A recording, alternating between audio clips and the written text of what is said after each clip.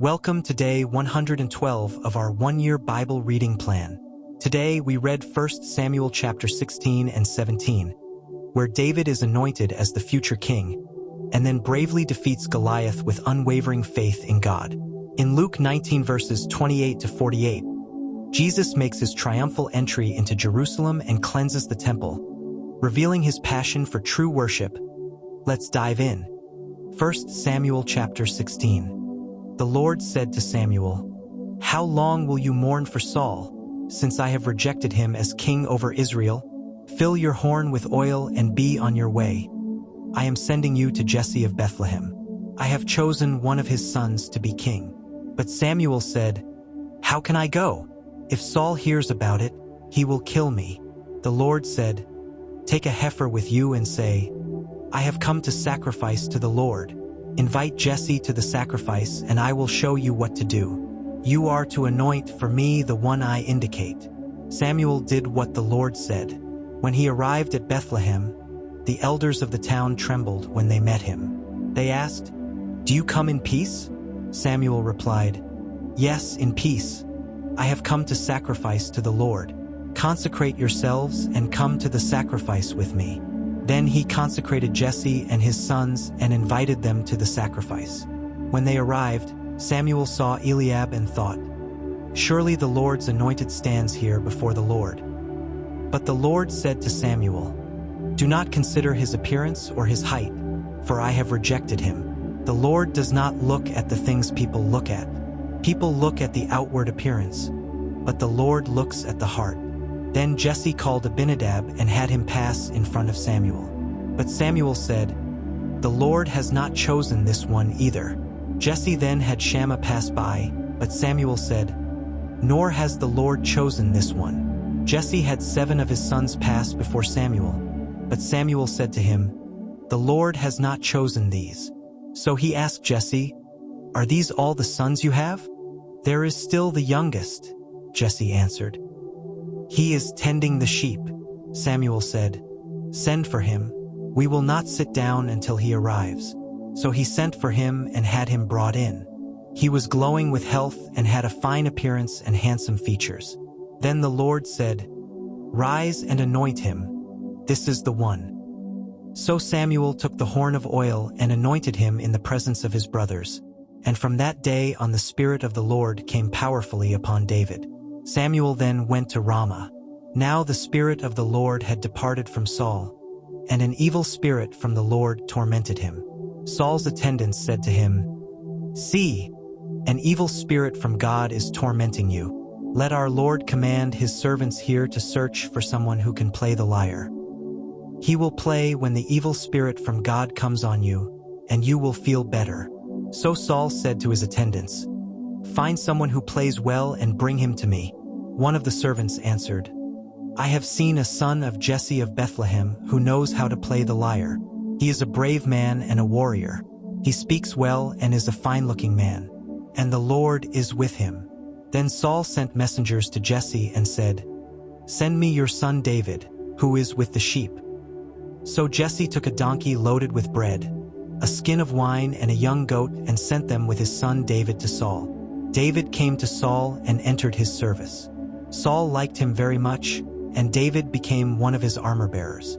Then Saul sent word to Jesse, saying, "Allow David to remain in my service, for I am pleased with him." Whenever the Spirit from God came on Saul, David would take up his lyre and play. Then relief would come to Saul. He would feel better, and the evil spirit would leave him. 1 Samuel chapter 17. Now the Philistines gathered their forces for war and assembled at Soko in Judah. They pitched camp at Ephs-Dammim, between Soko and Azekah. Saul and the Israelites assembled and camped in the valley of Elah and drew up their battle line to meet the Philistines. The Philistines occupied one hill and the Israelites another, with the valley between them. A champion named Goliath, who was from Gath, came out of the Philistine camp. His height was 6 cubits and a span. He had a bronze helmet on his head and wore a coat of scale armor of bronze weighing 5,000 shekels on his legs. He wore bronze greaves, and a bronze javelin was slung on his back. His spear shaft was like a weaver's rod, and its iron point weighed 600 shekels. His shield-bearer went ahead of him. Goliath stood and shouted to the ranks of Israel, "Why do you come out and line up for battle? Am I not a Philistine, and are you not the servants of Saul? Choose a man and have him come down to me. If he is able to fight and kill me, we will become your subjects. But if I overcome him and kill him, you will become our subjects and serve us." Then the Philistine said, "This day I defy the armies of Israel. Give me a man and let us fight each other." On hearing the Philistine's words, Saul and all the Israelites were dismayed and terrified. Now David was the son of an Ephrathite named Jesse, who was from Bethlehem in Judah. Jesse had 8 sons, and in Saul's time he was very old. Jesse's 3 oldest sons had followed Saul to the war. The firstborn was Eliab, the second, Abinadab, and the third, Shammah. David was the youngest. The 3 oldest followed Saul, but David went back and forth from Saul to tend his father's sheep at Bethlehem. For 40 days the Philistine came forward every morning and evening and took his stand. Now Jesse said to his son David, "Take this ephah of roasted grain and these 10 loaves of bread for your brothers and hurry to their camp. Take along these 10 cheeses to the commander of their unit. See how your brothers are and bring back some assurance from them. They are with Saul and all the men of Israel in the valley of Elah, fighting against the Philistines."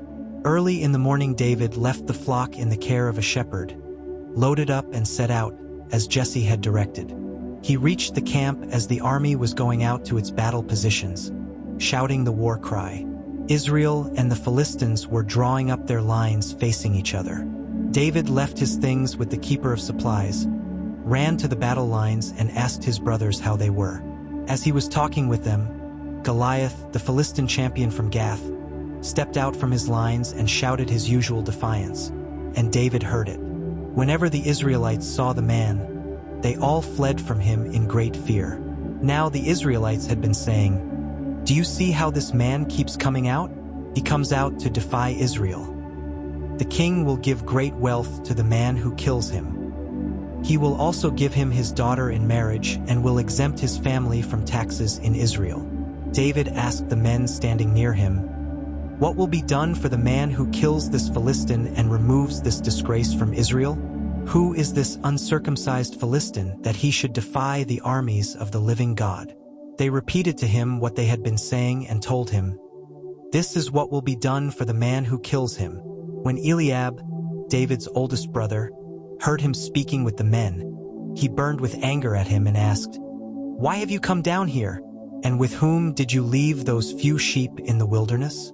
I know how conceited you are and how wicked your heart is. You came down only to watch the battle.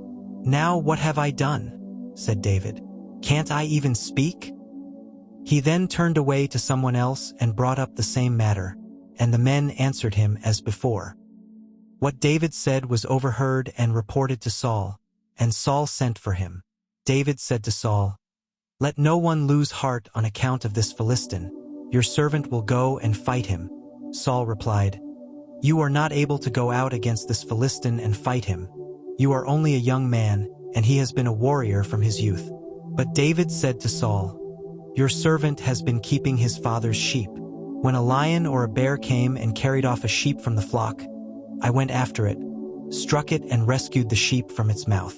When it turned on me, I seized it by its hair, struck it and killed it. Your servant has killed both the lion and the bear. This uncircumcised Philistine will be like one of them, because he has defied the armies of the living God. The Lord who rescued me from the paw of the lion and the paw of the bear will rescue me from the hand of this Philistine." Saul said to David, "Go, and the Lord be with you." Then Saul dressed David in his own tunic. He put a coat of armor on him and a bronze helmet on his head. David fastened on his sword over the tunic and tried walking around, because he was not used to them. "I cannot go in these," he said to Saul, "because I am not used to them." So he took them off.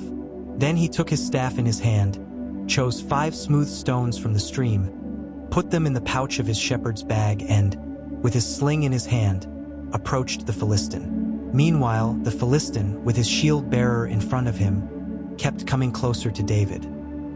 He looked David over and saw that he was little more than a boy, glowing with health and handsome, and he despised him. He said to David, "Am I a dog, that you come at me with sticks?" And the Philistine cursed David by his gods. "Come here," he said, "and I'll give your flesh to the birds and the wild animals." David said to the Philistine, "You come against me with sword and spear and javelin, but I come against you in the name of the Lord Almighty, the God of the armies of Israel, whom you have defied. This day the Lord will deliver you into my hands, and I'll strike you down and cut off your head. This very day I will give the carcasses of the Philistine army to the birds and the wild animals, and the whole world will know that there is a God in Israel. All those gathered here will know that it is not by sword or spear that the Lord saves. For the battle is the Lord's, and he will give all of you into our hands." As the Philistine moved closer to attack him, David ran quickly toward the battle line to meet him. Reaching into his bag and taking out a stone, he slung it and struck the Philistine on the forehead. The stone sank into his forehead, and he fell face down on the ground. So David triumphed over the Philistine with a sling and a stone. Without a sword in his hand, he struck down the Philistine and killed him. David ran and stood over him. He took hold of the Philistine's sword and drew it from the sheath. After he killed him, he cut off his head with the sword. When the Philistines saw that their hero was dead, they turned and ran. Then the men of Israel and Judah surged forward with a shout and pursued the Philistines to the entrance of Gath and to the gates of Ekron. Their dead were strewn along the Shaaraim road to Gath and Ekron. When the Israelites returned from chasing the Philistines, they plundered their camp. David took the Philistines' head and brought it to Jerusalem. He put the Philistines' weapons in his own tent. As Saul watched David going out to meet the Philistine, he said to Abner, commander of the army, "Abner, whose son is that young man?" Abner replied, "As surely as you live, your majesty, I don't know."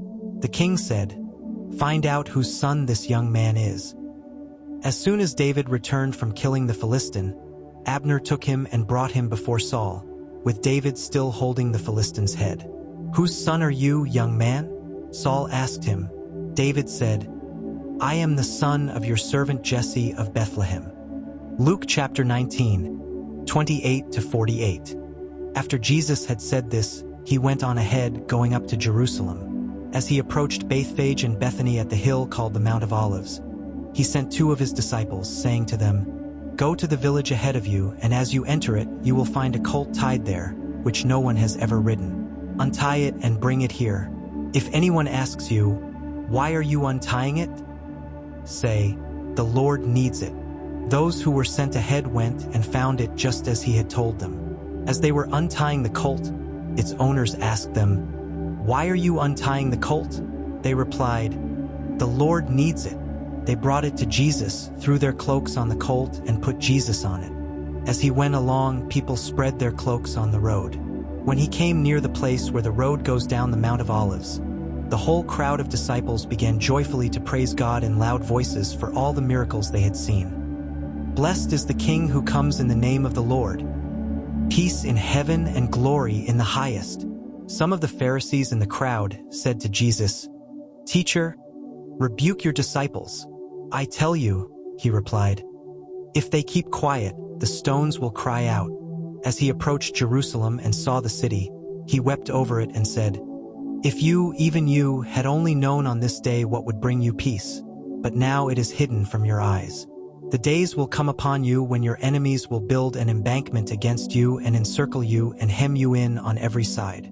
They will dash you to the ground, you and the children within your walls. They will not leave one stone on another, because you did not recognize the time of God's coming to you." When Jesus entered the temple courts, he began to drive out those who were selling.